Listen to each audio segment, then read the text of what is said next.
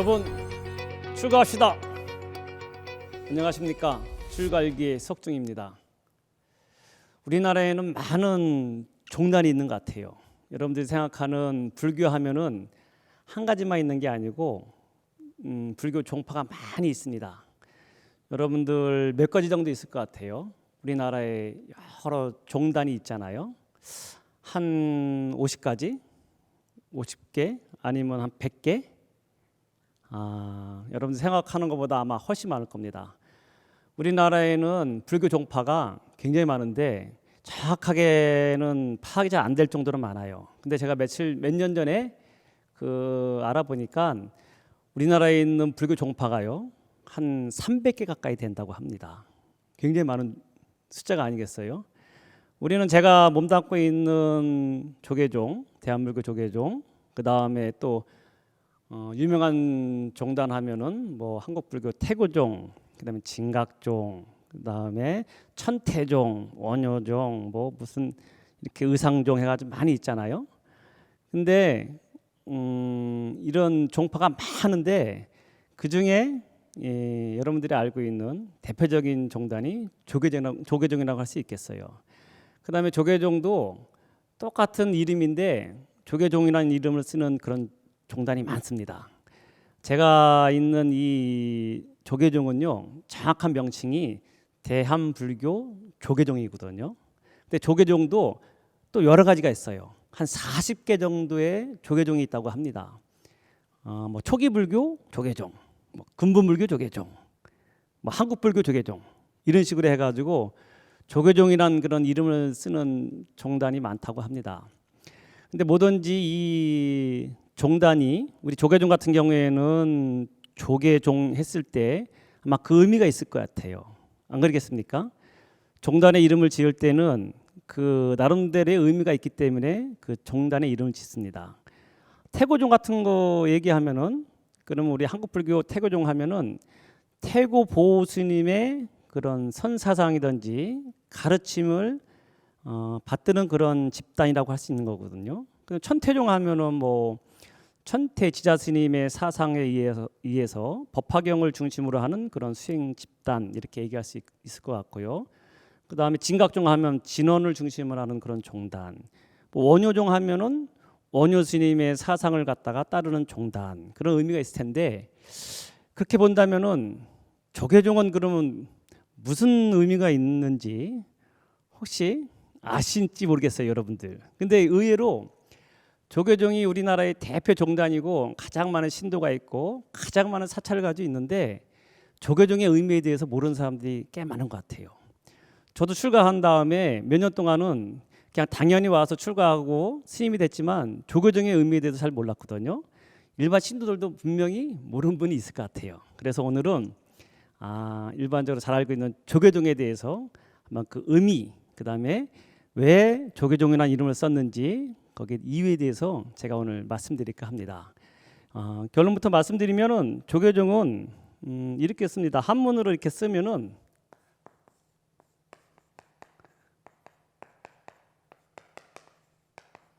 조계종이라고 이렇게 쓰거든요. 조계종. 근데 이게 무슨 말인지 모를 수 있어요. 우리 서울 한복판에 가면은 조계사라는 절도 있고, 뭐 송광사 그 절 뒷산 이름이 조계산이거든요.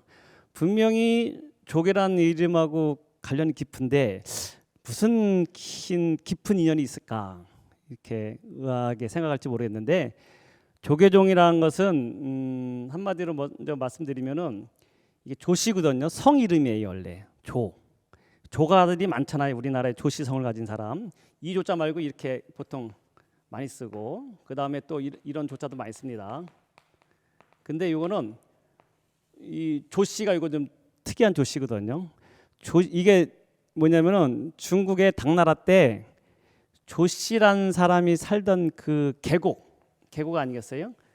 조씨란 사람이 가지고 있던 계곡을 뜻하는 말이에요. 근데 우리가 조계종을 갖다가 이 이름을 쓰는 겁니다. 굉장히 의아하지 않겠어요? 그럼 그 내용에 대해서 말씀드리겠습니다. 이게 뭐냐면 다른 말로 하면은 조계종은 뭐냐면은 해능종이라고 할 수 있겠어요.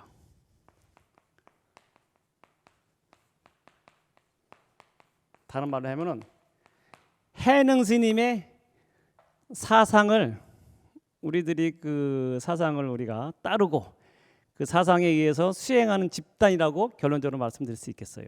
이게 좀 의미가 잘 이해가 안 될 텐데 지금부터 설명해 드리겠습니다. 뭐냐면요, 해능 스님이 당나라 때 해능 스님에 의해 가지고 아주 선이 크게, 이 선풍이 크게 흩날리는 그런 계기가 되는데, 이 조계종은 어떤 의미가 있냐면은 부처님부터 쭉 그 법이 끓이지 않고 쭉 내려온다는 의미가 있는 거거든요. 뭐냐면요, 여러분도 많이 들어봤을 텐데 부처님께서 살아 계실 때 3번에 걸쳐 가지고 부처님 법을 전하는 그런 내용이 있습니다. 그래서 삼처전심이라고 하거든요.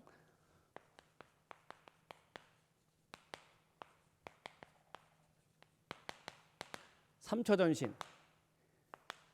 이거 많이 들어봤을 텐데 3곳에서 마음을 전했다는 그런 내용입니다. 이게 뭐냐면 여러분들 염화미소 알지요? 뭐냐면은 부처님께서 계실 때 많은 대중들 앞에서 설법을 하시다가 갑자기 부처님께서 꽃을 갖다 이렇게 한 송이를 들으신 거예요. 연꽃을 하나 들었는데 수많은 대중들이 쭉 있었거든요. 그 당시에 500명의 제자, 더 나아가서는 1250명의 상수 제자가 앞에서 법문을 하시다가 부처님께서 아무 의미 없이 아무 말 없이 연꽃 한 송이를 딱 들었는데, 이게 다른 제자들은 아무도 그 의미를 몰랐는데 마하가선만이, 그 상수 제자인 제일 제자인 마하가선만이 미소를 지었다. 염화 미소. 꽃을 갖다가 염화 딱 들자 미소, 마하가섭이 미소를 지었다. 이것이 첫 번째 이신전심이라고 합니다. 이거를 이신전심 많이 들어봤죠? 마음으로써 마음을 전한다. 이게 부처님께서 설법하시다가 연꽃 한 송이를 딱 들었는데 아무도 사람들은 그 의미를 모르는데 부처님 마음하고 가섭 마음하고 똑같이 이게 통한 거예요. 마음으로써 마음을 전한 거예요. 말로서 전한 게 아니고 부처님 마음과 마하가섭의 마음이 딱 맞아가지고 마하가섭하고 부처님하고 그 의미를 알기 때문에 마하가섭만이 빙글에 미소를 지었다. 이게 염화미소의 그 유래가 되겠습니다. 그 3번 삼처전심이라고 했을 때 3번에 걸쳐 가지고 부처님께서 마하가섭한테 법을 전했는데 첫 번째 염화미소에 대해서 이렇게 법을 전한 거예요. 또 두 번째는 무슨 일이 있었냐면은 부처님께서는 또 재미나신 것 같아. 또 이렇게 많은 대중들 앞에서 법문을 하시다가 이렇게 아주 이 법상자 해가지고 법자에서 앉아서 이렇게 법문하시다가 가만히 법문하시다가 이번에는 그 넓은 이 앉은 의자에 있었는데 한쪽 자리를 갖다 이렇게 부처님께서 한쪽으로 옆에 치우쳐서 앉으신 거예요. 법문하시다가. 그러니까 다른 사람들도 또 아무 의미를 몰랐어요. 그런데 마하가섭만이 부처님의 마음을 알아채리고 이신전심으로 부처님하고 마하가섭하고 마음이 통하면서 마하가섭이 그 밑에 앉아 있다가 딱 올라가가지고 부처님이 앉아 계신 그 자리, 앉았던 자리, 그 옆에 반으로 나눠있던 그 나머지 빈 자리에 마하가섭이 딱 앉은 거예요.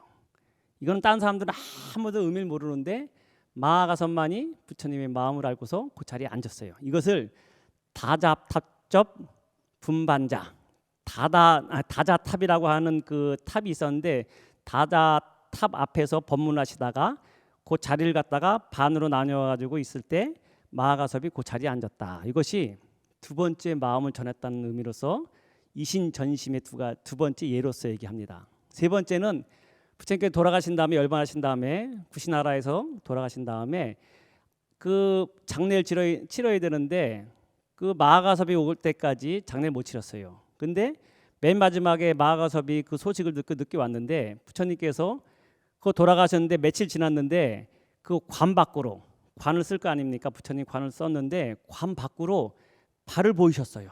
발을 쑥 내미신 거야. 이것을 곽시상부라고 하거든요. 이게 다른 사람들은 모르는데 마하가섭하고 부처님하고의 마음으로서 전한 그런 세 번째 그런 계기라고 합니다. 그래서 말씀드리자면은 부처님께서는 당신이 깨달은 내용을 마하가섭한테 3번에 걸쳐 가지고 염화미소, 다다탑접 분반자, 과시상부라고 하는 3번에 거쳐 가지고 부처님께서 깨달은 내용을 마가서부터 이렇게 또 전해줬다고 하는 거예요. 그러면서 그 증표로서 의발을 갖다 전수한다고 합니다. 부처님이 가사하고 바루를 갖다가 내 법을 이겼다는 그런 의미로 해가지고 마가섭한테 의발을 전수하는 그런 가풍이 생긴 거예요. 그래서 이게 우리가 이 선에서 얘기하는 이신전심을 갖다 얘기할 때 마음으로서 마음을 전한다 했을 때 첫 번째 사례가 되는 거예요. 그래가지고 부처님께서 깨달은 내용이 마가섭한테 전해졌는데 쉽게 말해서 부처님이 깨달은 내용이 막 크고 마가섭이 깨달은 내용이 부처님보다 작은 게 아니고 마가섭하고 부처님하고 그 마음으로서 마음을 전하는 이 법은 똑같다는 거예요.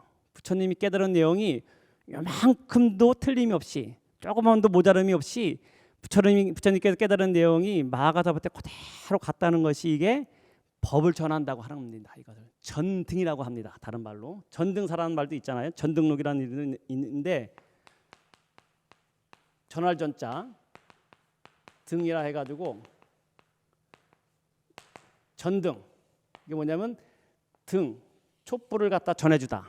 여러분들 촛불 있을 때 원래 촛불이 하나 있으면 이 촛불을 갖다가 옆에 있는 촛불로 이렇게 옮기면은 첫 번째 피웠던 그 촛불의 그 불꽃이 그대로 두 번째 가고 두 번째 있던 불꽃이 세 번째 옮겨주면 첫 번째 그 불꽃이 두 번, 세 번, 네 번 가면서 똑같은 그 불꽃이 전해진다고 하는 내용으로서 비유적으로 전등을 하고 이렇게 표현하거든요. 그래같이 비유하자면은 부처님께서 깨달은 내용이 그 제일 제자였던 마가섭한테 그 법이 그대로 왔다고 보는 거예요. 이게 선종사에서는 이 법을 전한다는 의미로서 굉장히 중요한 의미를 가지고 있습니다. 마가섭이 제1대 조사, 안한존자, 상나수가 3대, 그 다음에 우바구타 해가지고 쭉 4대 내려오다가 27대, 27번째가 내려오다가 27대가 누구냐면은 바냐다라라고 하는 스님이 있었는데 이 스님께서 28번째 법을 전해주는 분이 누구냐면은 여러분 잘 알고 있는 달마제사한테 전해지는 거예요. 여러분들은 달마제사 하면은 집에 이렇게 막 우락부락하게 뭐 걸려 있는 모습 많이 보셨을 텐데 달마제사는 원래 인도의 남인도의 왕자 출신이고 원래 얼굴도 큰 사였던 아주 유명한 도인 스님이자 조사 스님이었어요. 그래가지고 부처님께서 전한 법이 쭉쭉 오다가 그 당시 최고의 큰 스님, 그 다음에 조사였던 달마제사, 보리달마라고 하는 달마제사한테 28번째 이렇게 법이 쭉 전해져 내려온 거예요. 요게 이제 서천 28대 조사라고 얘기합니다. 서천, 인도에서 부처님 법이 28분한테 그것이 하나도 끊이지 않고 내려왔다고 보는 거예요. 그러면서 28번째 조사가 되는 이 달마 스님께서 인도에서는 이제 이렇게 법을 갖다 부처님 법이 다 널리 펴졌기 때문에 이제는 동쪽으로 가가지고 법을 전해야겠구나. 뭐냐면 그 당시에 중국에는 여러 가지 교학이든지 부처님의 가르침이 중국에 전해져 있었지만 이와 같이 신법, 부처님께 깨달은 그 내용을 갖다가 선법, 이 선을 통해 가지고 깨달은 내용이 아직까지 중국에는 없었어요. 그래가지고 달마대사가 그러면 중국으로 넘어가 가지고 이 선법, 마음법을 전해야겠다 해가지고 여러분들 달마대사가 가랑집 하나 타고서 그 바다를 건너 가지고 동쪽으로 왔다고 하는 겁니다. 그게 중국으로 온 거예요.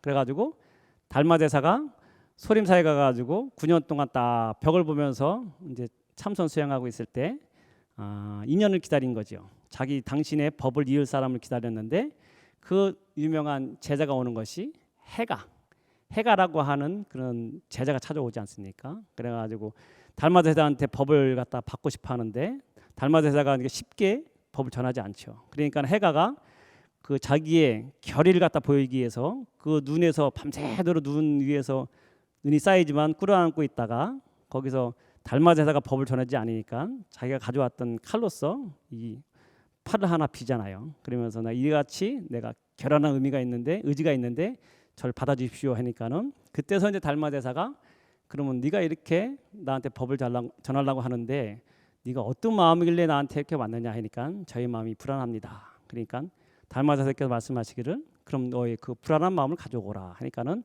찾아봐도 없습니다 하니까는 내가 너의 마음을 편하게 하느니라. 이것이 안심법문이라고 해가지고 달마제사가 그렇게 해가지고 해가 스님한테 법을 전하는 거예요.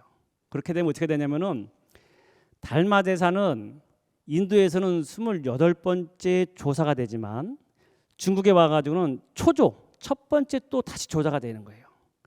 이 인도에서 넘어온 달마제사 법이 해가라고 하는 스님 2조, 중국에서는 제 2조 조사라고 하거든요.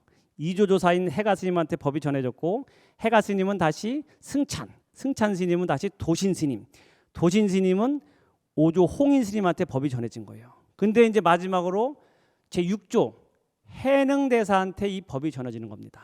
그래가지고 이 서천 28조라 해가지고 달마제사가 28번째 조사이자 중국으로 넘어가지고는 초조기 때문에 6조 해능스님까지 합쳐가지고 33명의 삽삼조사라 해가지고 33조사가 형성이 되는 거예요. 이것이 선중에서는 굉장히 중요한 겁니다. 그래가지고 이렇게 이와 같이 부처님 법이 조금 더 손상 없이 이렇게 5조 홍인까지 왔다가 6조 해능스님까지 오는 거예요.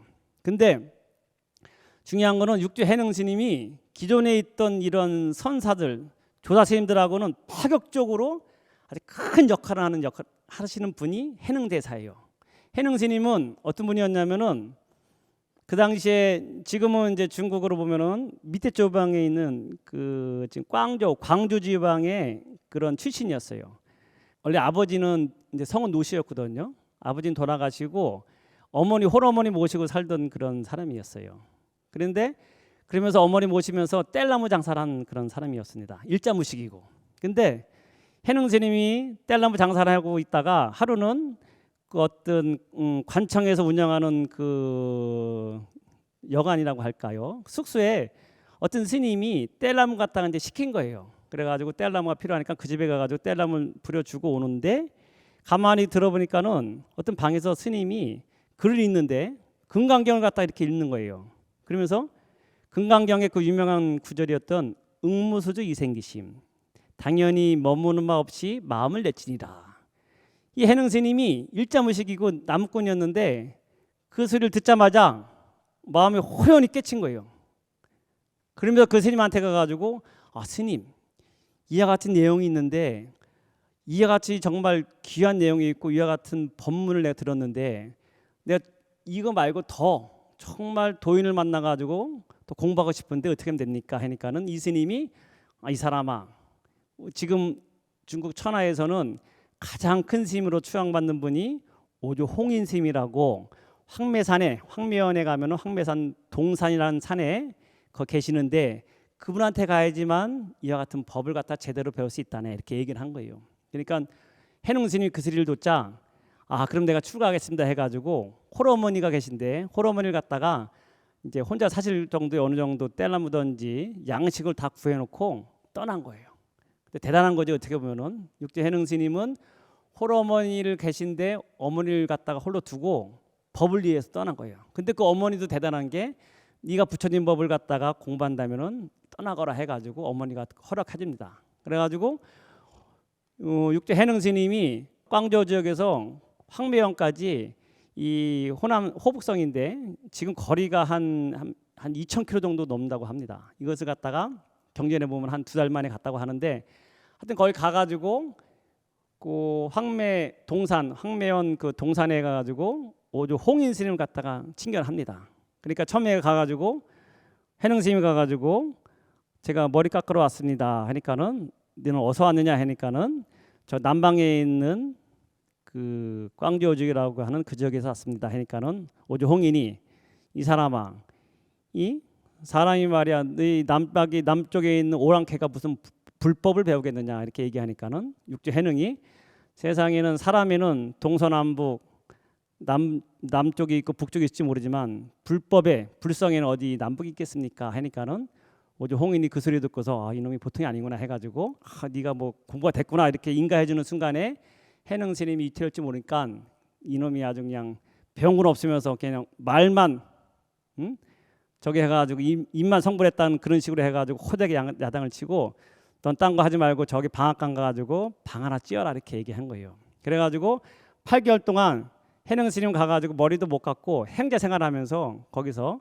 옆에서 방을 방앗간에서 매일같이 방앗 찢는 것이 이제 6, 8개 정도 행자생활을 합니다. 그렇게 하다가 나중에 오조 홍인이 법을 이어겠다 해가지고 당신이 깨달은 법, 그 다음에 이 부처님부터 내려오는 이 법을 갖다가 6조, 당신이 5조기 때문에 6조인 제자로서 제자한테 내 법을 전하겠다 해가지고 그 밑에 한 3,000명이나 되는 그런 제자들이 있었는데 너희들 가운데 혹시 깨달은 내용이 있으면 나한테 그 개송으로서 바쳐라, 그렇게 얘기한 거예요.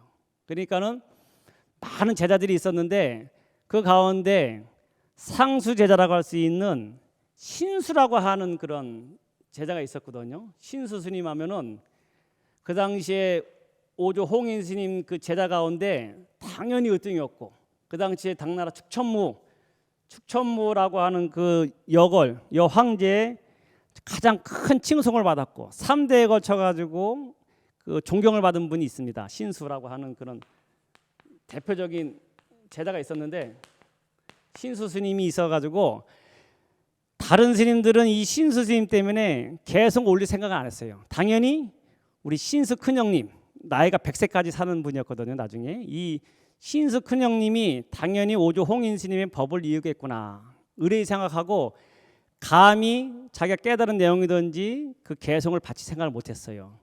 그런데 이 신수라는 사람은 공부를 많이 한 사람인데 그 스승되는 오조 홍인 스님께서 각자의 깨달은 내용을 개송으로 이렇게 딱 바치라고 하니까는 자신은 없었는데, 근데 많은 사람들이 자기만 바라보고 있는 상황이에요. 그러니까는 이 신수란 스님이 나중에 아무도 없는 새벽에 한 2시쯤에 새벽에 오조 홍인 스님 스승 앞에 있는 그 통로에다가, 앞에 있는 문 앞에 있는 통로에다가 개송을 하나 이렇게 딱 써놓습니다. 신시보리수요 심요 명경대라 시시금불시 물사, 막사라고도 하는데 물사야 지내니라. 뭐냐면은 우리의 이 몸뚱아리라고 하는 것은 이것은 보리, 깨달음의 나무요.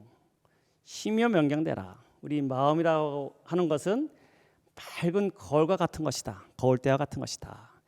시시금불시, 그렇기 때문에 때때로 끊임없이 부지런히 쓸고 닦아가지고 물사야 지내니라. 이 몸과 마음의 진해, 티끌, 번뇌를 갖다가 야기시키지 말아야 된다. 이런 내용이 되겠어요. 대충 뭐냐면은 신수 스님이 당신이 공부해가지고 깨달은 내용을 갖다가 이와 같이 이제 개성을 써놓은 거예요. 근데 오조 홍인 스님 보기에는 아직까지 궁극적인 깨달음에 이른 그런 개성은 아닌데, 다른 이제 제자들이 보기에는 신수 스님이 썼다는 걸 당연히 알고 있고, 그 다음에 여기서 신수를 갖다가 인정 안 할 수도 없는 그런 애매한 상황이 된 거예요. 그러니까는 오조 홍인 스님께서 이거 개성을 본다 하면은 이 너희들이 이 개성을 갖다가 부지런히 외우고 이와 같이 공부한다면은 나중에 죽어서 극락왕생할 수 있을 정도로 좋은 개성이라 이렇게 얘기한 거예요. 그러니까는 많은 스님들이 이 개성을 보고서 막 외우고 다니는 거예요. 신시보리수요 심요 명경대라 해가지고 막 외우고 다니는데,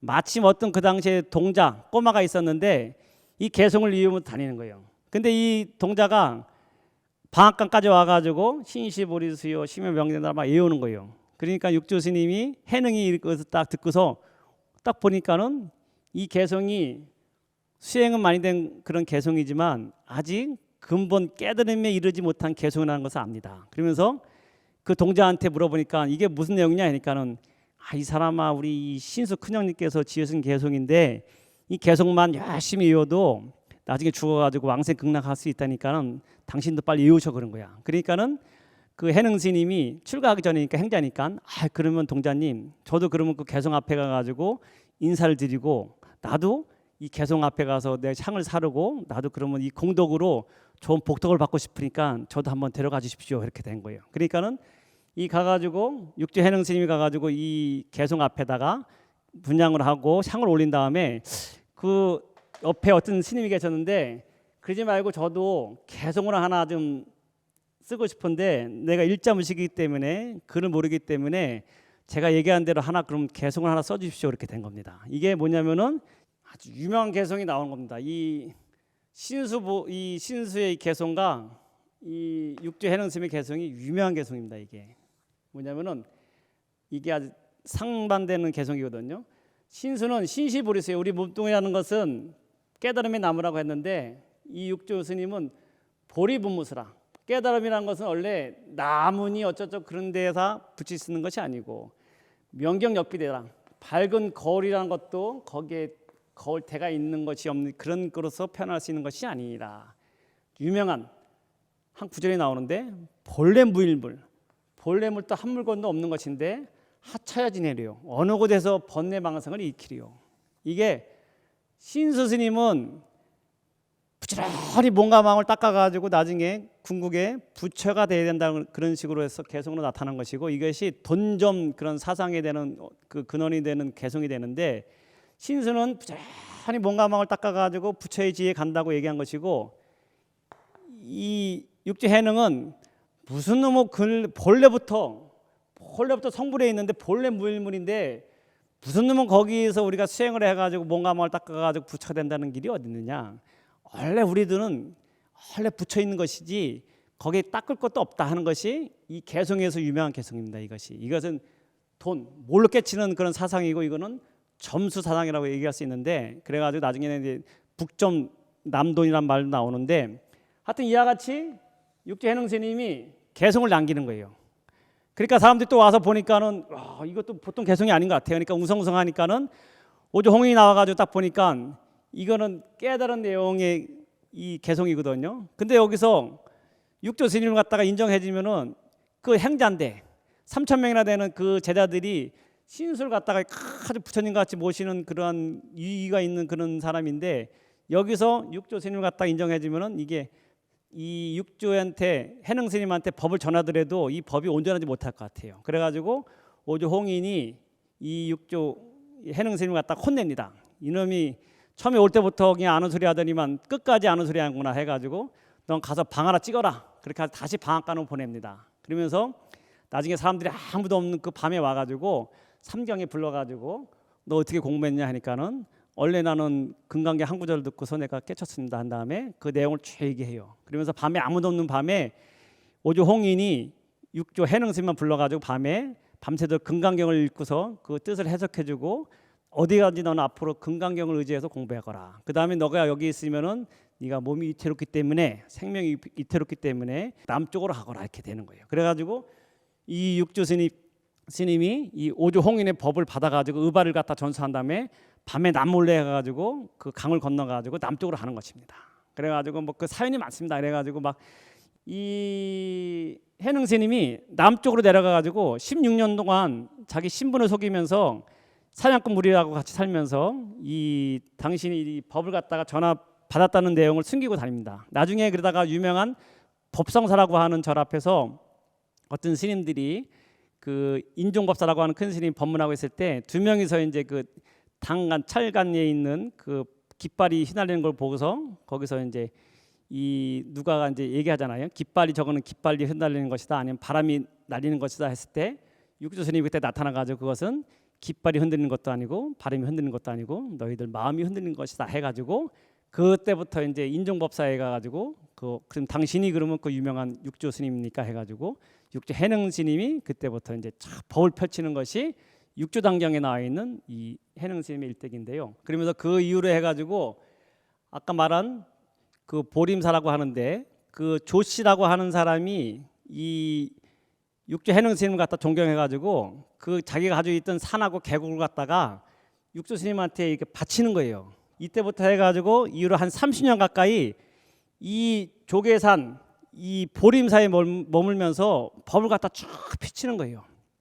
그래서 그 이후로부터는 그 당시에는 육조 5기까지 달마 그 다음에 해가 승찬 도신 홍인 육조부터 해가지고 그 법이 쭉 내려왔는데 육조 스님이 이와 같은 이 법문 이 개성 하나로 해가지고 그 전에 있던 이런 내용과는 전혀 새롭고 아주 획기적인 그런 내용을 갖다가 돈수 사상을 갖다 펼치면서 수많은 그런 제자들이 나타나는 거예요.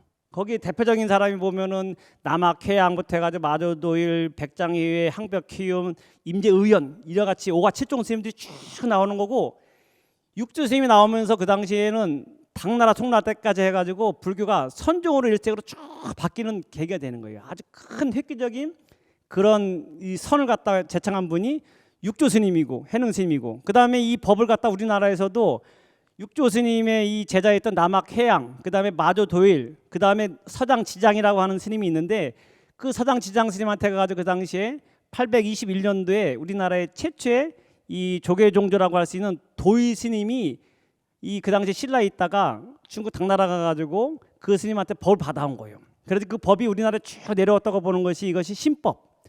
한마디로 부처님께서 깨달은 내용이 마가서, 그 다음에 안한존자 거쳐가지고 달마대사, 육주해능, 그 다음에 이것이 도의국사로부터 내려오면서 부처님 깨달은 내용이 하나 손상 없이 그대로 내려왔다는 것이, 이것이 전등, 법을 전에 내려온 그런 법의 계도, 법계도라고 얘기하는데, 이것이 지금까지 끊이지 않고 내려온다고 하는 거예요. 그래가지고 지금 부처님께서 그 법을 갖다 일대조자 마가서부터 해가지고 지금은 우리나라에 근래에는 경어스님, 경어 만공으로 해서 쭉 내려오는 법이 지금 80대라는 말이 나오고 하는 것이, 부처님부터 전해오는 법이 하나도 끊이지 않고 지금까지 내려오고 있다고 하는 것이, 이게 조계종에서 얘기하는 그런 전법이 되겠습니다. 이 조계종은 이와 같이 선법을 중심으로 하되, 하지만 그렇지만 선만 하는 것은 아니에요. 우리 조계종은 선을 중심으로 하되, 여러분 잘 알고 있는 강경이든지 염불, 수행 다 모든 것을 갖다 다 인정합니다.